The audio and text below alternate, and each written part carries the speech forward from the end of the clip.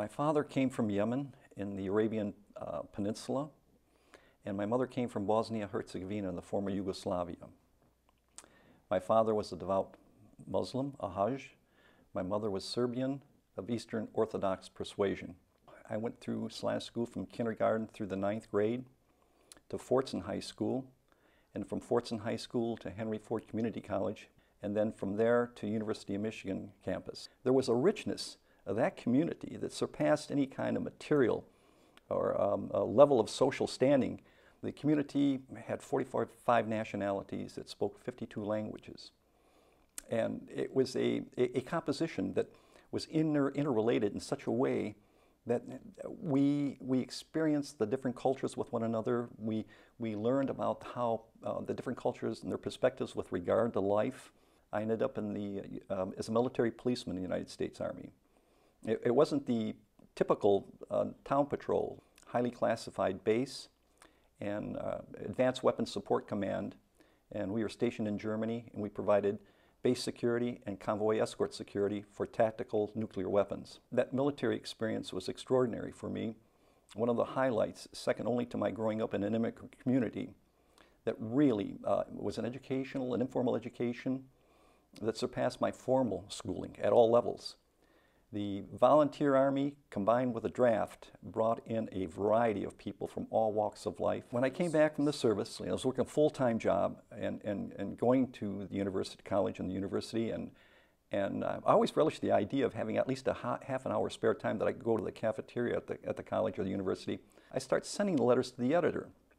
I think the very first one was printed in 1965, 1966. So that was the beginning of my activism. I co-founded the Arab American Voter Registration and Education Committee.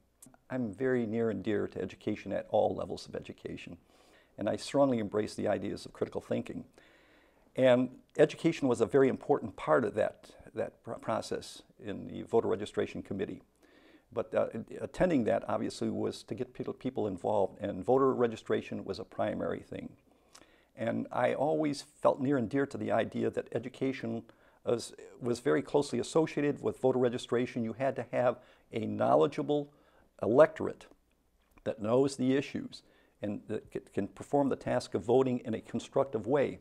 So these things were all combined, and that was the objective, to strengthen our community.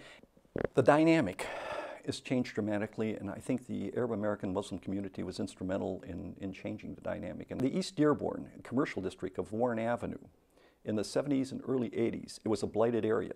They took their own monies, their own hard work, and built up this whole commercial area of Warren and East Dearborn to a vibrant activity.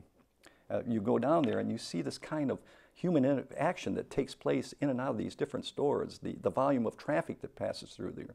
These are all contrary to what existed prior to it in the early 80s and the 70s. So the home values in West Dearborn were stabilized by this development in East Dearborn and stabilizing the residential and the commercial district. So this is the concept that one community operates in a way that all aspects of the community are affected by other areas of the community. And I'm very proud to say the Arab Muslim community was very contributive in providing that strengthening of the general community. My mother was a Christian, Eastern Orthodox persuasion.